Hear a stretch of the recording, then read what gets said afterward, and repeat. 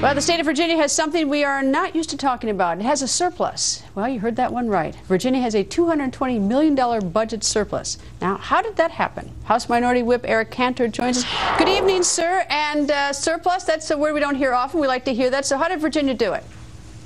It's a pretty incredible feat, Greta. But, you know, Governor McDonnell and the legislature, I think, did what most American families do when times are tough. They stop spending money they don't have. When the legislature went in, the governor insisted, along with the leaders there, that they cut spending because, you know, in Richmond, the requirement is you pay for what you ask for and you pay for what you have. And it's a real lesson for us to learn in Washington, I think. Well, but there's also, as I look through this, a little bit of accounting work on this in the sense that, yes, there were state programs that were cut, but there was also money pulled from your rainy day reserve fund, money that if you pull it this year, you're not going to have it next year because you've used it. And some of the money, there were some deferred payments to the state pension plan, which saves you now, and you're going to have to pay it later. And there was some enhanced federal Medicaid payments to replace state dollars. So there's some sort of jiggling with the numbers that enable you to have the surplus. It's not simply cutting it. Is that right?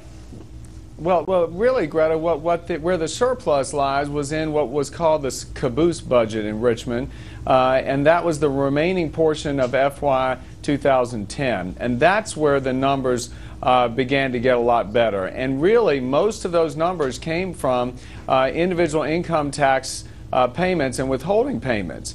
And the reason why I believe that we're beginning to see a little bit of growth on those sides is because the legislature refused to go in and tax people and instead decided to cut spending for the next fiscal year. And so you're right.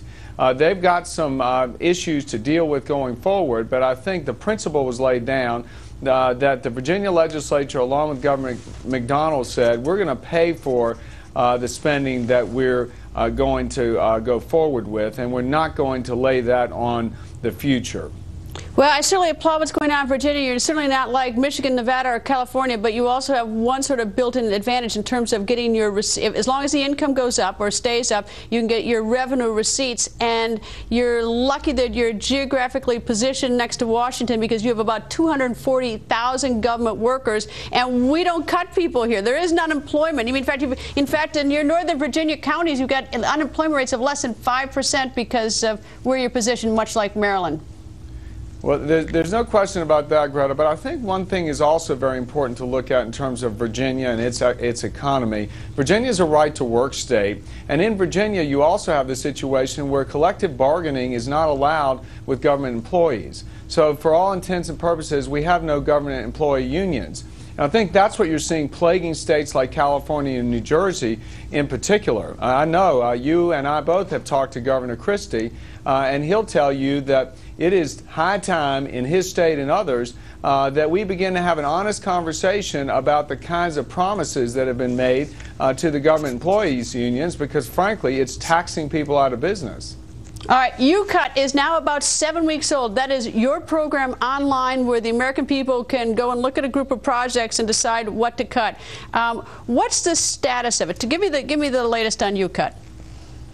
Well, we just had our latest vote yesterday on the House floor, Greta, and it was a winning item. As you recall, what YouCut is it gives folks an opportunity to go online.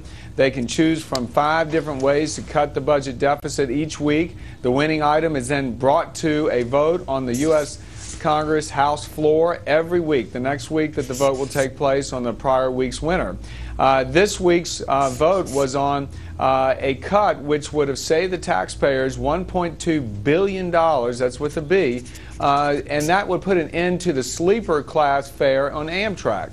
Amtrak loses about $400 per passenger in subsidizing the sleeper class, and there's only 16% of the passenger load on Amtrak even opts for that.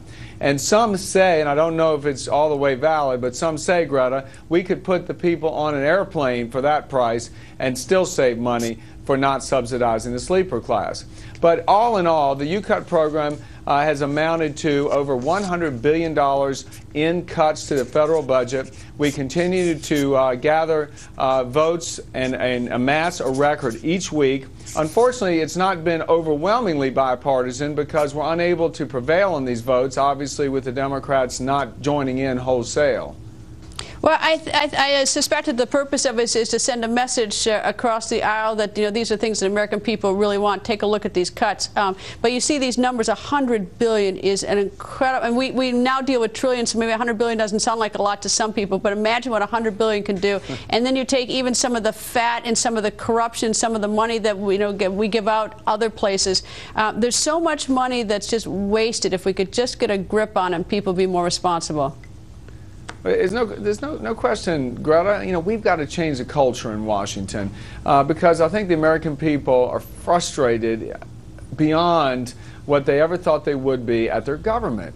Because Washington does not seem to be able to stop spending money it doesn't have.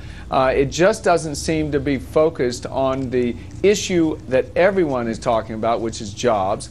And unfortunately, the administration and the majority in Congress just don't seem to be responding to the will of the people in that regard. What the YouCut program does is says, you know what, we're going to listen to the people. We're going to allow you to participate and tell us what your priorities are. And yes, we agree you've got to change the culture in Washington. And we believe as Republicans, you're going to start changing that culture by demanding that we have at least one vote on the floor every week to cut spending. Congressman, thank you, sir. We'll continue to watch YouCut, and viewers should go to YouCut and vote themselves on their favorite project they'd like to see go away. Thank you, Congressman. Thanks, Greta.